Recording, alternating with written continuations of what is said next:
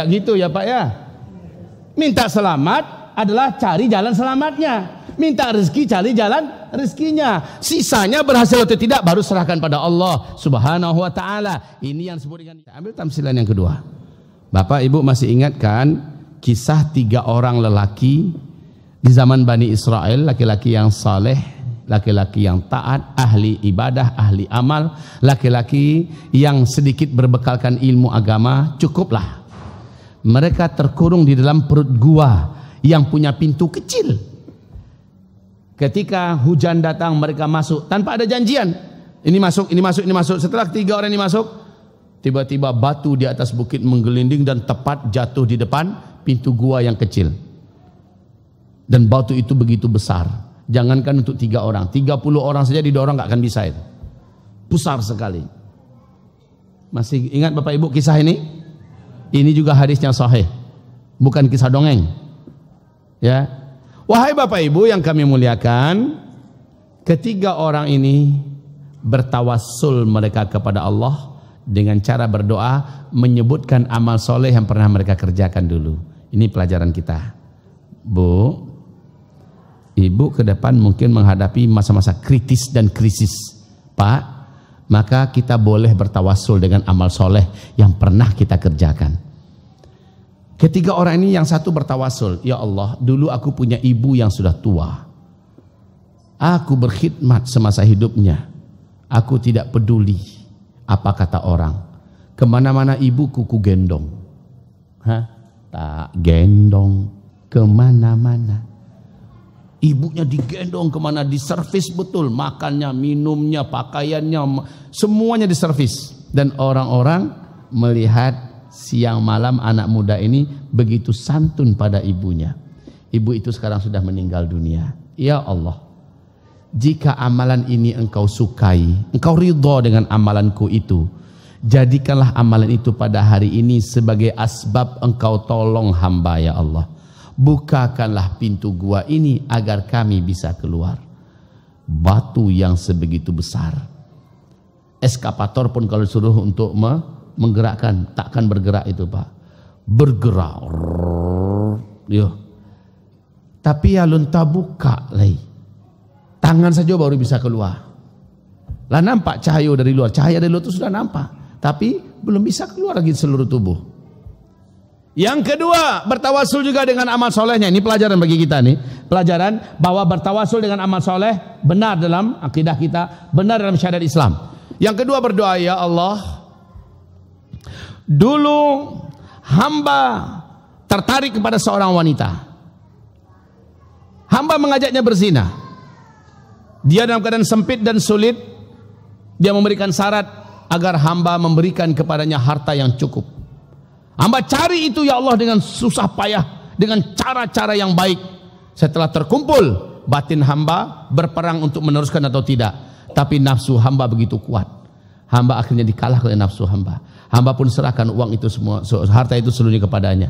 Ketika dia sudah ada di dalam kekuasaan hamba, dia mengingatkan saya, takutlah engkau kepada Allah. Saya langsung bergetar, ya Allah.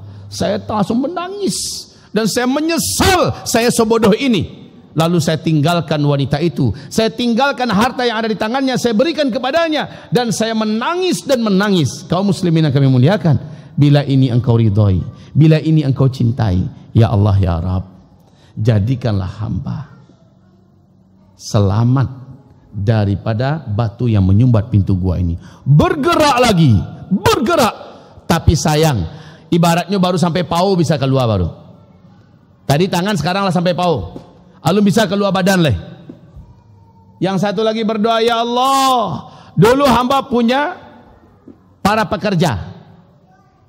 Saat masa-masa resesi, saat masa-masa krisis keuangan, saat masa-masa kemarau yang ekstrim, ada seorang pekerja saya pergi tanpa mengambil gajinya. Dan gaji itu saya tahan, lalu saya belikan kambing. Sekarang kambing itu diternakkan sampai banyak, sebanyak-banyaknya, penuh bukit. Satu bukit penuh oleh kambing. Kambing itu dari mana? Dari satu ekor yang tadi. Setelah kambing begitu banyak, datanglah orang yang dulu adalah pekerja saya. Dia menanyakan kepada saya mana upahnya yang dulu. Saya tunjukkan kepadanya bukit itu. Itu bukit itu Kambing yang ada di sana adalah milikmu.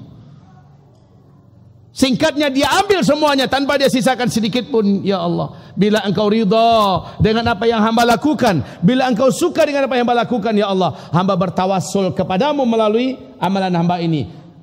Bukakanlah pintu gua ini ya Allah, bukakanlah batu yang menutupi pintu gua kami ini ya Allah. Maka terbukalah seluruhnya, keluar mereka. Pelajarannya untuk kita apa Pak? Selama ini kita berasumsi, kita berpikir bahwa amal soleh kita hanya dapat kita lihat, hanya dapat kita temukan nanti pada hari kiamat. Kan begitu ya Pak ya? Nanti ketemunya pada hari kiamat. Tidak ternyata. Wallahi tidak. Amal soleh yang kita lakukan di masa lalu, ini bisa kita minta di dunia, bukan minta upah dan gaji pahalanya, tidak. Bertawasul, menunjukkan, meminta pada Allah, jika engkau ridha dengan amalanku itu, Allah bukakanlah. Kan bukan berarti minta mana ganjarannya Allah daripada di akhirat biarlah di dunia, bukan itu yang kita minta. Tapi bila engkau ridha ya Allah, maka tolonglah hamba. Jadi kalau Bapak ingin coba aja Pak, tidak apa-apa. Bapak mungkin pernah pergi haji dengan tabungan yang begitu susah payah. Bapak pergi haji dengan harta yang ikhlas, harta yang bersih, dan sekarang Bapak sudah pulang dari haji. Dan selama dia haji Bapak mengerjakan maksimal, Ibu mengerjakan maksimal, Ibu tahajud, Ibu banyak tawaf, Ibu banyak melaksanakan, Bapak juga melakukan hal baik, dan Bapak tidak ceritakan kemana-mana. Ternyata suatu ketika Bapak Ibu dalam kesulitan besar yang bisa merenggut nyawa, dalam petaka besar yang bisa menghancurkan segala-galanya, Bapak atau Ibu menyebutkan, ya Allah, hamba haji dengan susah payah, dengan harta begini, dan hamba melaksanakan haji begini. Jika engkau ridha dengan amal ibadah haji hamba itu, ya Allah, selamatkanlah hamba hari ini. Boleh Pak? Kayak gitu, bukan minta pahalanya hari ini, tapi minta jika engkau ridhoi amalan hamba itu ya Allah, maka selamatkan hamba hari ini. Ini juga pelajaran kedua. Kalau tadi pelajaran dari Nabi Yunus, sekarang pelajaran dari 3 orang lelaki yang terkurung dalam perut gua. Sekali lagi, amal soleh kita dulu bisa kita sebutkan kepada Allah, tapi ingat, amal itu syaratnya ikhlas sesuai sunnah Rasulullah dan tidak diceritakan kepada siapa-siapa, hanya pada Allah saja dan Allah saja yang tahu. Beda dengan orang baru pulang haji cerituan sodalahnya ke orang. Dia lah dan yubana luar biasa ketika haji petang. Bagaimana? Tidak pernah dan merasa salamat tu salat tahajud doh. Jam 2 itulah jago dan tahajud sampai subuh. Untuk apa kita ceritakan itu Pak? Khatam dek den sampai puluh hari tanah sucinya di Makkah Madinah, khatam dek den 5 kali Al-Quran. Untuk apa diceritakan itu? Selesai sudah Pak. Bapak hanya dapat itu aja dari orang, tapi yang di sisi Allah udah gugur semuanya. Rugi Pak, bului. Untuk apa kita ceritakan? Bu, ini tidak sedikit. Maaf ya Bu ya. Ibu-ibu juga sering terperangkap oleh itu. Bagaimana cara kita terperangkap? Ibu hamilkan anak ibu, sakitnya minta ampun ya Bu ya. Apalagi hari-hari akan melahirkan. Bu, ketika ibu akan melahirkan, mande antara persambungan hidup dengan mati rasanya. Ya Bu. Ketika kita akan melahirkan, ketika ibu akan melahirkan, apa Pak usah mau tanya? Karena Pak punya pengalaman nih kau. Setelah itu ibu lahirlah anak antara ibu dan mati. Kemudian ibu menyusukan anak, siang jadi malam, malam jadi siang, sering begadang, sering bertanggang, ya, tidak kenal lelah, betul-betul tidak berhenti, pipis anak jadi gelisah, anak kita jadi gelisah, tidak makan anak gelisah, tidak tidur anak kita gelisah, 1 ekor nyamuk terbang di dalam kamar, kita kejar nyamuk itu kemana-mana. Sampai begitunya kita perhatian pada anak, kini anak lah kadang, lah jadi menteri gubernur, alamak jadi anak sukses, dan si anak mulai lupa kepada kita. Tidak sedikit orang tua yang mengungkit-ungkit kepada anaknya, nak, karena dia yang balik nak. Ingatlah oleh engkau nak, dulu engkau ada dalam rahim ibumu, engkau ibu susukan, engkau diceritakan semuanya. Oi bapak ibu, batal amalan bapak ibu. Amalan bapak ibu batal karena diceritakan. Manan namanya dalam Al-Quran, manan namanya dalam hadis. Bapak ibu ceritakan, dan amalan macam ini tidak bisa jadikan sebagai amalan tawassul. Tidak bisa. Ya Allah, dulu hamba begini. Tidak, engkau sudah ceritakan pada orang banyak, maka tidak ada lagi yang bisa engkau tawasulkan lagi kepadaku dari amalanmu. Jangan pernah ceritakan. Jadi syarat amalan itu apa? Ikhlas sesuai sunnah Rasulullah SAW. Kemudian amalan tersebut tidak diceritakan ke sana kemari. Ulangi Pak bersama-sama Bu. Ikhlas sesuai sunnah Rasulullah.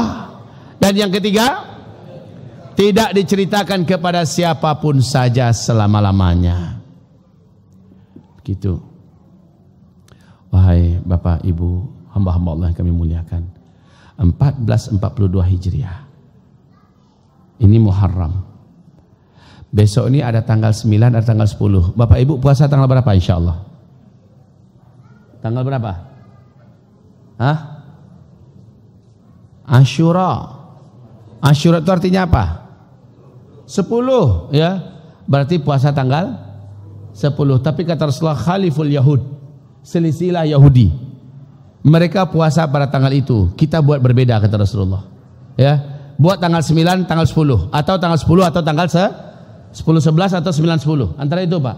Jadi kita puasa 2 hari. 9-10 atau 10-11. Khaliful Yahud, selisilah Yahudi. Maka ibarat Allah yang kami muliakan, besok kita mulai berlomba-lomba menjadi orang yang paling banyak menyimpan di sisi Allah dari kesolehan ketaatan. Besok kok lay panjang juga Pak, iduk je Pak besok lay. Berniatlah subuh berjamaah, dan sebelum solat subuh saya sudah solat sunat di sini. Saya sudah tahiyatul masjid, saya sudah solat sunat fajar, saya sudah berzikir dan sempat berdoa sebelum qamat. Subuh berjamaah, dan saya tidak akan keluar dari masjid kecuali setelah matahari terbit. Antara matahari terbit ya dengan salat subuh matahari terbit, saya penuhkan dengan zikir. Kalau modal zikir saya sudah habis, maka saya akan baca Quran. Setelah itu saya akan isi dengan salat sunat 2 rakaat, disebutkan dengan salat sunat syuruk, dan saya baru keluar. Dan saya harus mulai duha ya. Saya harus mulai duha. Jadi dari tahajud sudah bangun, subuh berjamaah, duha diisi, kemudian zuhur juga tidak mau ketinggalan berjamaah. Kita pastikan kita qabliyah zuhur, rawatib qabliyah zuhur kita sudah lakukan. Zuhur berjamaah kita sudah dapatkan takbiratul ihram bersama imam. Setelah sholat zuhur kita berzikir, enggak langsung pergi keluar. Handphone tolong di stop, handphone tolong ditinggal dulu di rumah. Itu lebih baik, lebih aman, lebih bijaksana daripada dibawa-bawa. Walaupun dia tidak terdengar bunyinya, tapi getarannya itu cukup mengganggu dan radiasinya berbahaya buat kita. Baik tinggal di rumah saja. Kalaupun dibawa, silentkan, mode pesawatkan, matikan, itu lebih aman, tidak mengganggu kita, tidak radiasinya membahayakan kita, tidak juga mengganggu orang yang ada. Zikir, setelah itu berdoa, setelah itu pulang, lakukan ibadah di rumah, ibadah di kota, ibadah di kantor, ibadah di pasar, ibadah dengan muamalah. Setelah itu sampai Isya bertekad, saya akan siapkan diri. Maka walaupun sebulan Bapak baru mempersiapkan diri, Bu, bencana besar terjadi. Doa Bapak lah nyinyir kepada Allah dalam 1 bulan, dikabulkan, dijawab oleh Allah. Walaupun baru 1 bulan, tapi Bapak Ibu tunjukkan kesungguhan. Cari yang bawa hamba tinggal di Pikumbuah Pak. Kalau tidak benar apa yang saya sampaikan ini, cari saya, Zulkifli Muhammad Ali, tinggal di Pondok Pesantren Ma'had Mulazamah Al-Hufaz, disingkat dengan MA di Payakumbuh, Ma'had Al-Hufaz. Cari di sana. Ustaz Zulkifli pendusta, tanya-tanya tahun ini aman-aman saja. Lihat, tahun ini sangat berat ujian yang akan kita alami bersama-sama. Dan ini bukan baru saja, sedunia Pak. Sedunia akan mengalami ujian-ujian, bencana-bencana besar, petaka-petaka, peperangan yang hebat-hebat. Dan amal soleh lah jawabannya, nggak ada yang lain. Maaf ya Pak ya, kalau saya agak berani bicarakan ini. Amal soleh lah jawabannya, nggak ada yang lain.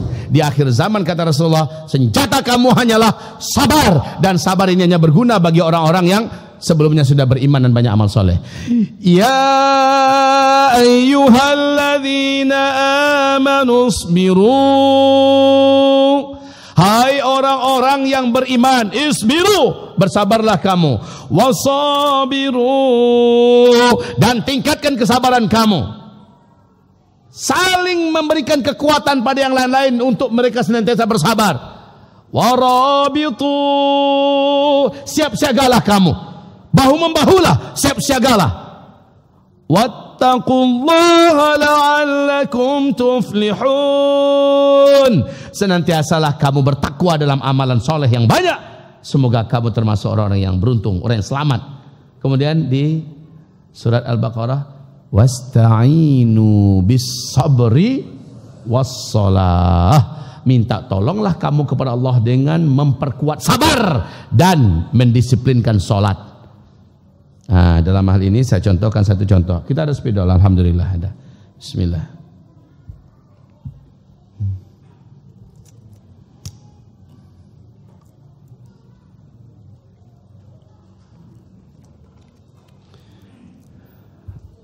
Allah perintahkan kita apa barusan Bapak Ibu? Wasta'inu bis sabri wassalah. Lihat papan tulis. Bismillah.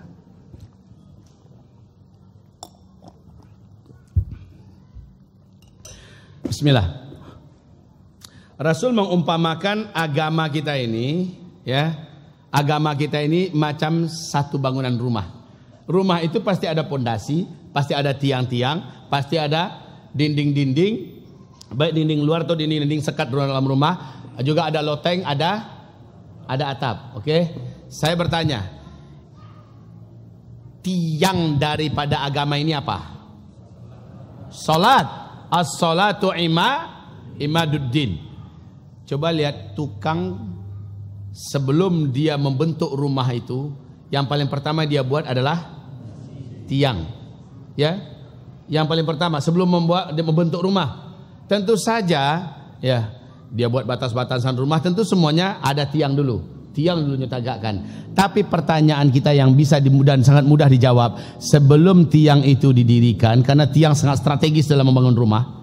Sebelum tiang itu didirikan, dibuatkan papan malnya, di dalamnya sudah ada besi.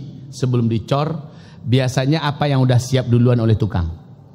Pasti pondasi. Pondasi itu nampak enggak? Dalam tanah kan? Ada besi, ada batu, ada krekel, ada semen, ada pasir, ya, diaduk semuanya, kemudian jadi pondasi.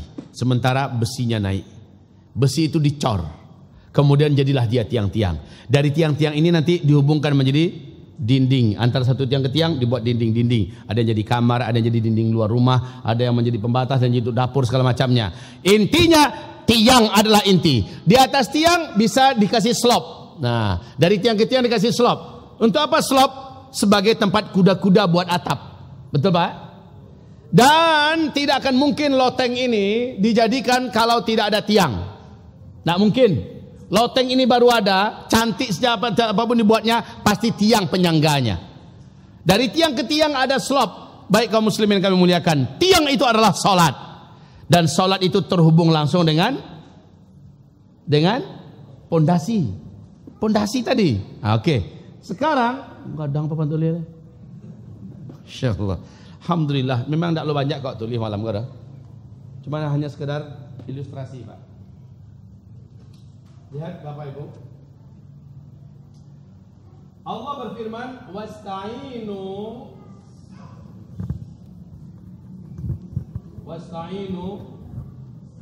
bis sabri was salah. Allah menyebutkan sabar dulu. Orang yang berusaha sabar di akhir zaman, sementara sholatnya malas, sabarnya ini tidak akan kuat. Sabar ini akan tenggelam. Ibaratnya buat pondasi. Pondasi itu dibuat agar bisa tegakkan tiang dari atas pondasi itu, betul tidak? Sekarang tiangnya akan ditegakkan, maka pondasi ini tidak ada guna. Dia akan tenggelam oleh tanah, akan tenggelam oleh air, akan tenggelam oleh rumput dan sebagainya. Maka tak ada guna sabar-sabar, dia pasti akan hilang. Orang macam ini tidak akan mampu bertahan. Sebab apa? Baru berguna sabarnya itu kalau dia sholat, dan baru akan tahan lama sabarnya itu. Kita mau coba sabar-sabar, sholat ramaleh, tidak akan kuat dia sabar. Dia pasti akan hancur juga. Dia pasti akan hilang, pak, tenggelam. Jadi sabar ini wajib didukung penuh oleh sholat. Kalau dia tidak sholat, maka sabarnya akan rapuh, sabarnya akan tenggelam, sabarnya akan hilang, dan dia tidak akan mampu bertahan dalam sabar. Ujian berat ke depan. Jawaban yang terbaik adalah Bapak benar-benarlah sholatnya. Dan perintah Rasulullah adalah sholat 5 waktu berjamaah di masjid. Jangan ketinggalan takbiratul ihram bersama imam. Tapi ingat, ini saya kiaskan, saya analogikan dengan banyak contoh. Bapak punya mobil, ada punya mobil, atau lihat orang yang punya mobil lah. Mobil mesinnya bagus dari Jerman, dari Jepang, dari Amerika. Mesinnya bagus, rangkanya bagus. Tapi mobil itu rangkanya bagus, mesinnya bagus, cuma bodinya nggak ada. Kayak apa mesin mobil itu bentuknya? Hah? Kayak apa? Lah bisa jalan auto tuh? Jalan bisa, tapi bantu awal ke kerangka auto. Masih tergantung kerangka auto ada made in Amerika, tapi ada kerangka ada bodinya. Maka ketahuilah, body itu memperancang bantu. Di dalamnya ada eksterior, ada interior. Makin mewah mobilnya, interiornya makin nyaman kita di dalamnya. Ya, eksteriornya juga makin dirancang otoleh, kan begitu. Nah, interior eksterior ini adalah salat sunat qabliyah dan ba'diyah. Salat sunat qabliyah dan ba'diyah. Allah bisa diasanan, dipanggakan. Sudah bisa nggak diandalkan salat sunat wajib 5 waktu? Udah, tetapi belum indah. Belum nyaman kalau belum diisi dengan salat sunat qabliyah, dengan salat sunat ba'diyah. Tambah lagi dengan salat sunat tahiyatul masjid, tambah lagi dengan salat sunat wudu, tambah lagi dengan salat sunat hajat, tambah lagi dengan tahajud, tambah lagi dengan duha, tambah lagi dengan salat sunat syuruk. Masya Allah, akan begitu elit dan lux mobil yang kita tunggangi itu, Pak. Ibarat itu begitu. Baik, ini masalah salat. Kalau sabar dari tadi sudah selesai. Sabar ini tidak mampu bertahan, orang yang salatnya remeh, orang yang salatnya leceh, orang yang salatnya lemah, orang yang salatnya main-main. Bahkan yang Allah janjikan adalah fawailul lil musallin alladzina hum sahur, lalai dia dalam salatnya. Lampir masuk waktu asar baru salat dan salat zuhur. Lampir tenggelam matahari baru salat asar. Sekali wudu, pas assalamualaikum azan maghrib orang. Kalau sesanti yang ini. Pas agak andin tadi. Padahal kata Rasulullah, tilka salatul munafik. Itu adalah salatnya orang munafik. Baik. Jadi Bapak Ibu yang kami muliakan, beberapa renungan kita jalankan barusan. Jawaban kita tidak begitu panjang, uraian kita tidak begitu banyak, tapi cukup. Saya rasa ini menjadi pegangan Bapak Ibu. Satu lagi yang saya minta pada Bapak Ibu kan sekarang sangat akrab dengan yang namanya setan gepeng. Mana setan gepeng? Tolong pinjamkan setan gepeng satu. Ini setan gepeng. Setan penyet. Tapi ini bisa nggak bermanfaat kalau di tangan kita orang soleh? Bisa. Ini bermanfaat. Bisa jadi aplikasi Al-Quran di download di sini, kita baca Quran. Kemudian di sini kita bisa mendengarkan ceramah-ceramah di YouTube, ya kan? Kita juga bisa berbagi nasihat, membagi informasi yang benar, memupuk ukhuwah dan sebagainya. Bisa pakai ini. Bapak Ibu yang kami muliakan, benda macam ini untuk di akhir zaman,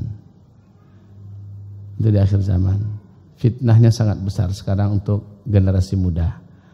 Sekarang gara-gara COVID orang semua wajib, anak-anak semua wajib pakai ini. Tapi bagi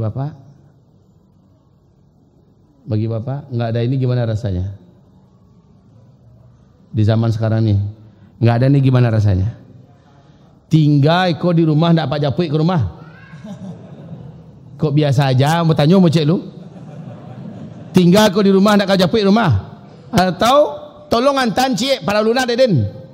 Rasa putih langkah awak, rasa putih komunikasi awak, putih lidah awak rasanya. Karena apa? Karena ketergantungan kita kepada ini.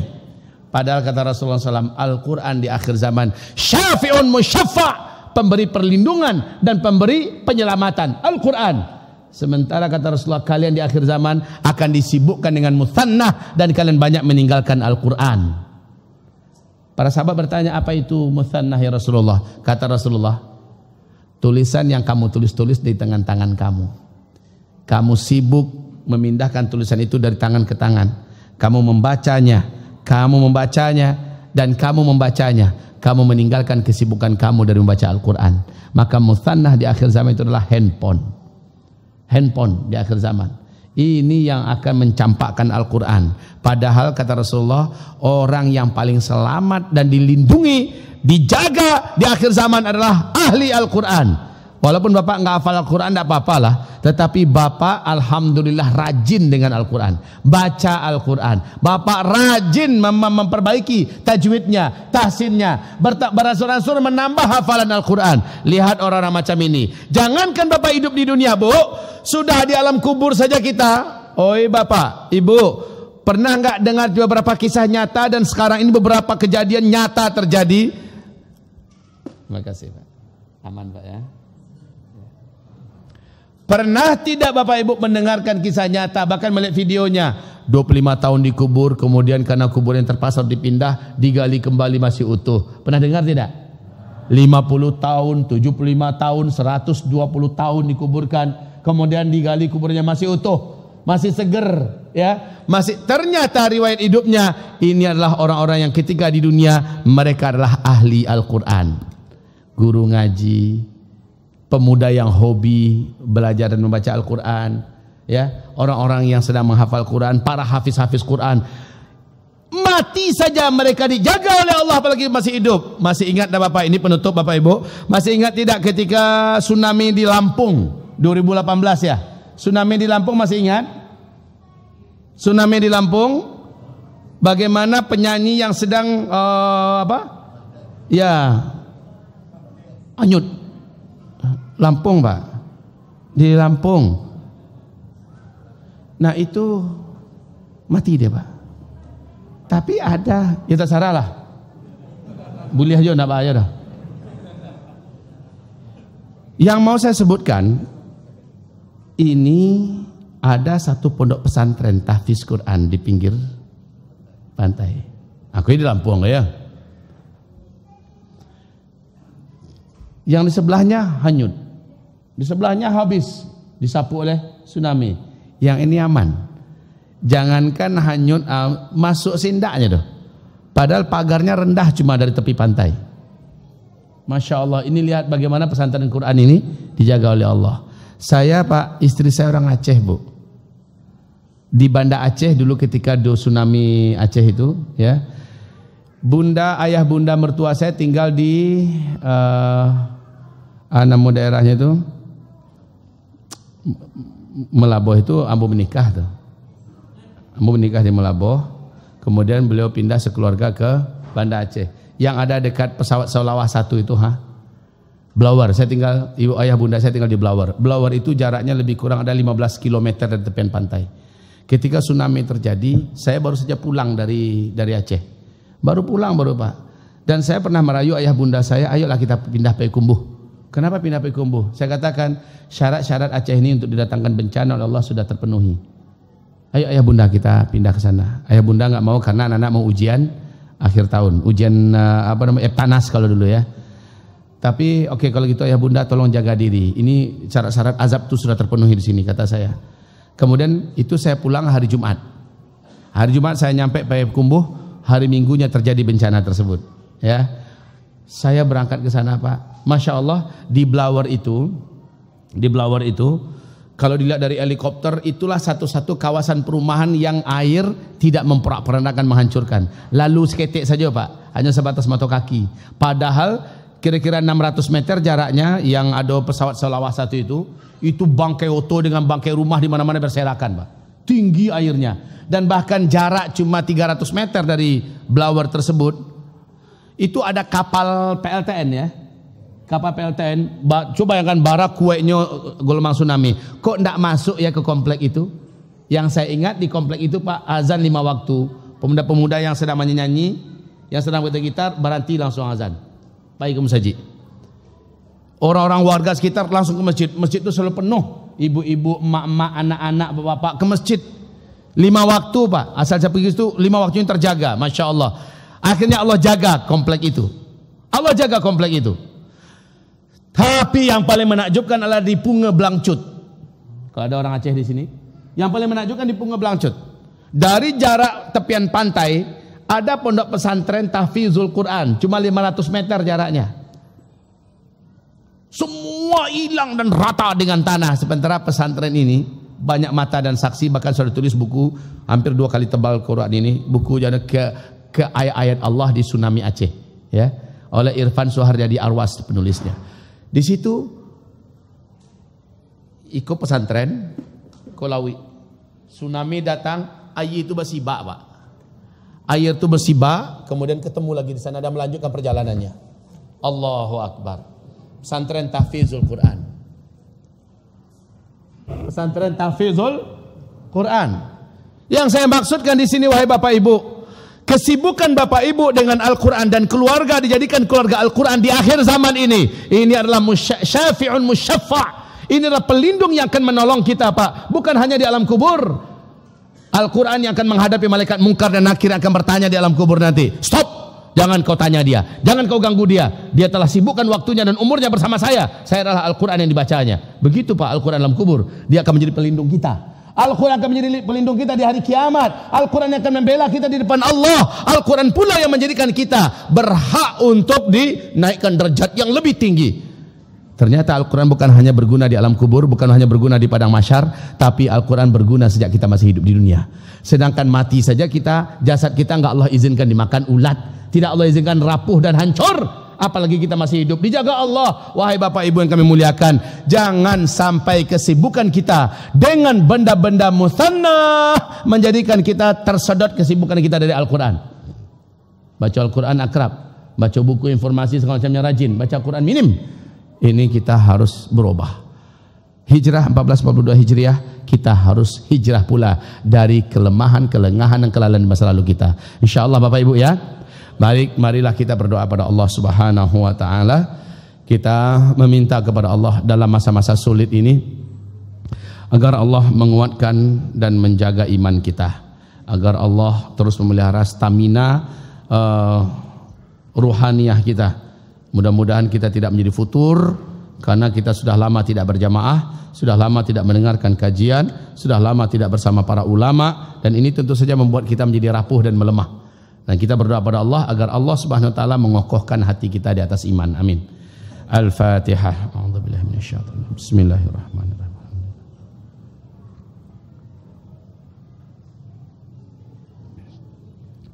Ihdinas siratal ladzina an'amta 'alaihim ghairil maghdubi 'alaihim waladdallin. Amin.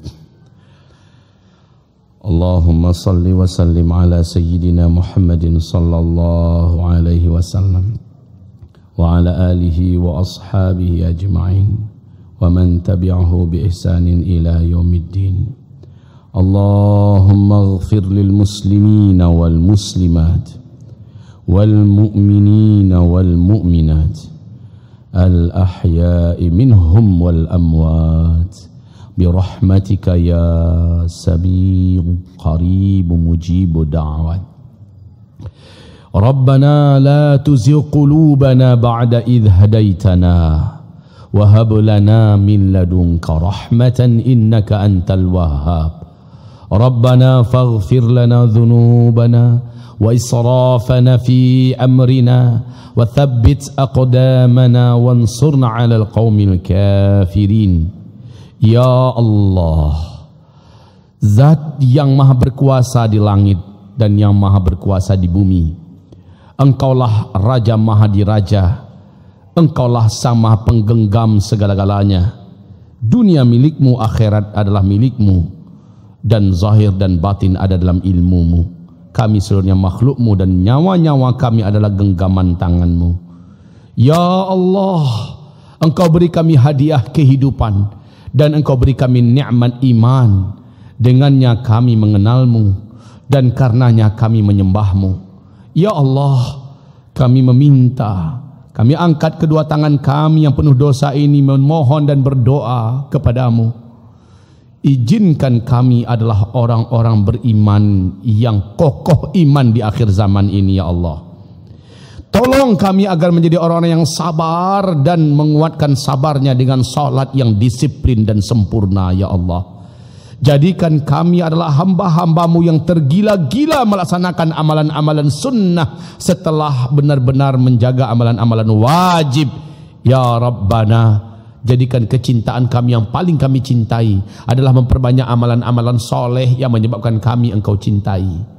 Jadikanlah yang paling kami benci dari seluruh yang kami benci adalah melakukan apapun yang Engkau tidak sukai dan Rasulmu telah melarang kami ya Allah.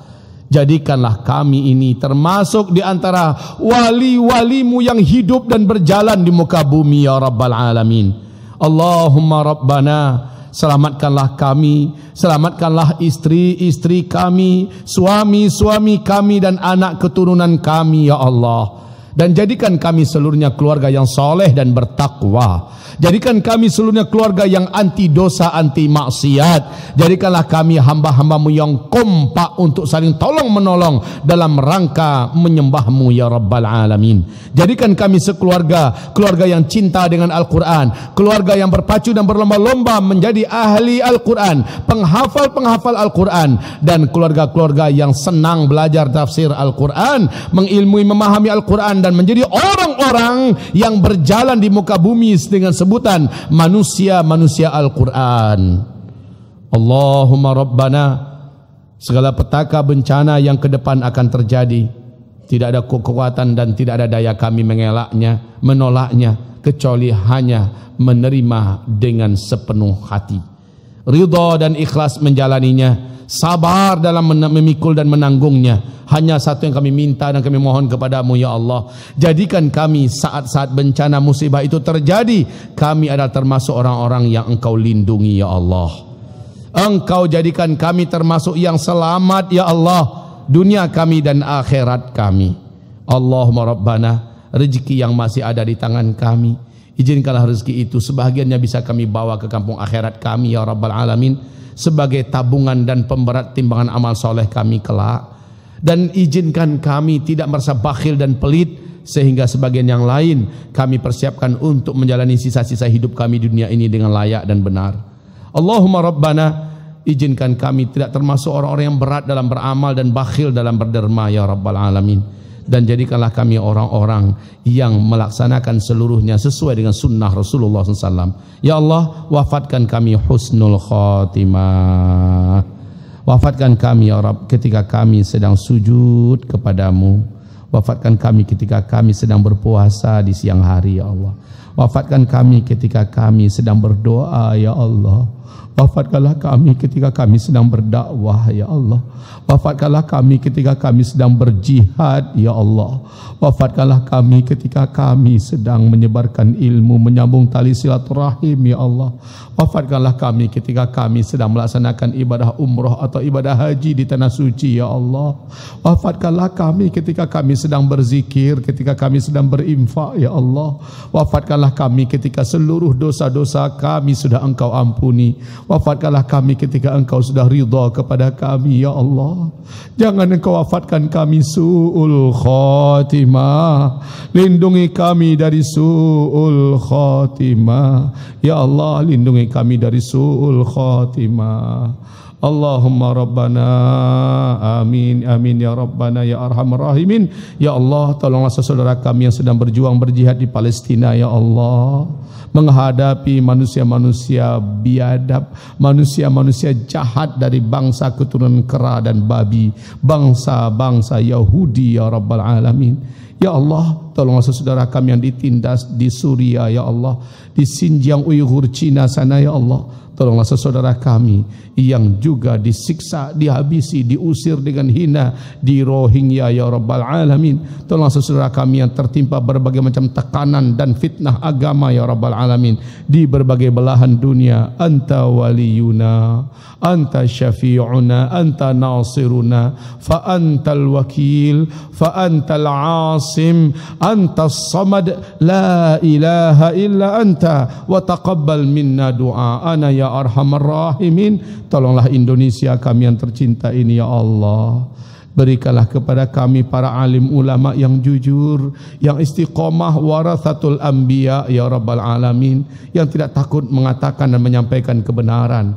Dan berikanlah kepada kami para umara, para pemimpin-pemimpin yang takut kepada Engkau, pemimpin-pemimpin yang sayang dan menghormati para alim ulama, dan ulama pemimpin yang cinta kepada kami rakyatnya dan kepada tanah air ini ya Rabbal Alamin. Sisanya yang jahat-jahat kami mohon kepadamu, jika mereka masih berhak menerima hidayahmu, berilah mereka hidayah. Tapi bila mereka menurutmu tidak berhak menerima hidayah, maka habisi mereka seperti engkau habisi Fir'aun, habisi mereka seperti engkau habisi Namruz, habisi mereka seperti engkau habisi Qarun, habisi mereka seperti engkau habisi para penguasa-penguasa jahat yang telah engkau azab dalam kisah-kisah wahyu Al-Quranmu ya Allah.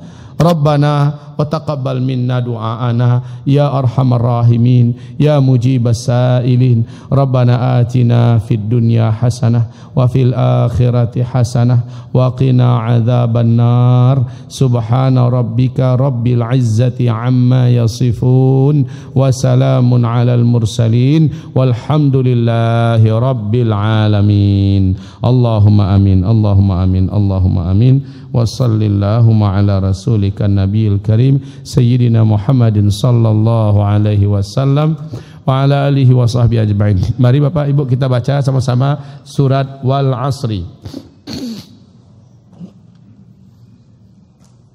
A'udzu billahi minasy syaithanir rajim. Bismillahirrahmanirrahim. Wal 'asr. Innal insana lafi khusr illa alladhina amanu wa 'amilus shalihat wa tawasaw bil haqqi wa tawasaw bis sabr. Allahumma irhamna bil Qur'an. Wa sadaqallahul azim. Bapak Ibu yang kami muliakan, di luar tersedia madu murni yang sudah kita ruqyah. Insya Allah sangat kuat sekali untuk kesehatan dan kesembuhan. Di luar telah tersedia juga kesturi dari India murni yang juga sudah kita ruqyah. Ada yang untuk laki-laki, ada yang untuk perempuan. Sangat kuat sekali untuk mengusir gangguan jin, sihir dan sebagainya. Ini diniatkan untuk menolong umat Nabi Muhammad dan hasilnya 100% untuk menolong pendidikan di pesantren kita di Ma'had Mulazamah Al-Hufaz. 100% keuntungannya adalah untuk membangun masjid, untuk membangun pesantren, untuk memfasilitasi dan biaya operasional. Inilah cara saya untuk bisa menolong agama Allah dan menolong umat Nabi Muhammad. Dapatkan di luar dan Bapak Ibu akan merasakan barokahnya insyaallah taala. Bila ada di antara Bapak Ibu ingin, sudahlah sisanya enggak usah dikembalikan. Adalah infak saya, itu lebih mulia bagi Bapak dan Ibu. Tapi kalau secara standar saja keuntungannya sudah 100% untuk agama Allah Subhanahu wa taala. Semoga bermanfaat dari saya. Semoga Bapak Ibu istiqomah setelah mendengarkan kajian ini dan saling berpacu berlomba-lomba untuk memperbanyak amal soleh. Demikian saja Bapak Ibu, kita dipertemukan Allah lagi nanti kapan-kapan waktu insyaallah taala. Jazakumullahu khairal jaza. Mari baca doa kafaratul majlis bersama-sama. Sabda Rasulullah, siapa yang membaca doa ini sebelum ia berdiri di tempat duduknya masing-masing, Allah gugurkan seluruh dosa-dosa kecil yang ia perbuat sebelum itu. Mari kita baca. Subhanakallahumma wa bihamdika asyhadu an la ilaha illa anta astaghfiruka wa atubu ilaika. Walhamdulillahi rabbil alamin. Wabillahi taufiq wal hidayah. Mohon maaf lahir dan batin. Sebentar, mungkin ada yang agak sedikit bertanya, Ustaz, kami sering minum madu tapi enggak sembuh-sembuh. Tapi Allah menyatakan dalam Al-Quran madu itu pasti menyembuhkan segala macam penyakit. Jawabannya adalah minumlah seperti Rasulullah menyuruh kita minum. Minumlah seperti Rasulullah mencontohkan minum. Kalau madu itu oleh Rasulullah betul-betul madu yang diminum, 1 gelas ini habis 1 gelas. Tapi itu ketika sakit Pak. Lakukanlah itu 2 kali, 3 kali, Bapak pasti sembuh. Insya Allah dengan izin Allah pasti sembuh. Apapun penyakit Bapak. Kalau kami gula Ustaz, kalau ketemu madu yang benar, tidak oplosan, pasti sembuh. Walaupun itu gula, ya pasti sembuh. Karena itu ayat Al-Quran. Ayat Al-Quran. Syaratnya madu benaran yang diminum. Ayo nak tolok di kami Ustaz, manih bona. Kalau begitu tidak apa-apa. Bapak campur saja dengan air hangat sedikit ya, biar lancar dia masuknya. Setelah itu minum lagi air hangat putih. Lalu minum lagi, habiskan 1 gelas. Kalau terasa ingin muntah, jangan biarkan keluar, tahan dengan gigi. Paksakan telan kembali. Insya Allah Bapak Ibu akan disembuhkan oleh Allah. Itu cara minum madu yang benar. Karena Rasulullah sudah mengajarkan demikian. Ya Rasulullah dia masih sakit, minumkan lagi dia madu. Datang lagi masih sakit ya Rasulullah, minumkan lagi dia madu. 3 kali, barulah orang itu datang, dia udah sembuh ya Rasulullah. Kata Rasulullah, madu itu menyembuhkan segala penyakit, kata Rasulullah Sallallahu Alaihi Wasallam. Begitu ya Bapak Ibu. Sementara kalau kesturinya, nah di ubun-ubun sini taruh, di ubun-ubun sini taruh, di ubun-ubun kita. Letak di sini dan di depan dagu bagian bawah ya. Oleskan di sini, kemudian di belakang ini adalah titik saraf kita, oleskan di sini dan di ketiak kita, di lubang pusar. Di lubang pusar lalu di urat nadi. Oleskan di situ. Di sinilah dioleskan. Bapak-bapak, ibu-ibu lakukanlah. Ibu-ibu ada botol kecilnya khusus untuk ibu-ibu. Bapak-bapak ada botol yang besarnya itu khusus bapak-bapak. Ini adalah kusturi murni dari luar negeri dan sudah kita doakan dengan ruqyah. Barakah insyaallah. Assalamualaikum warahmatullahi wabarakatuh.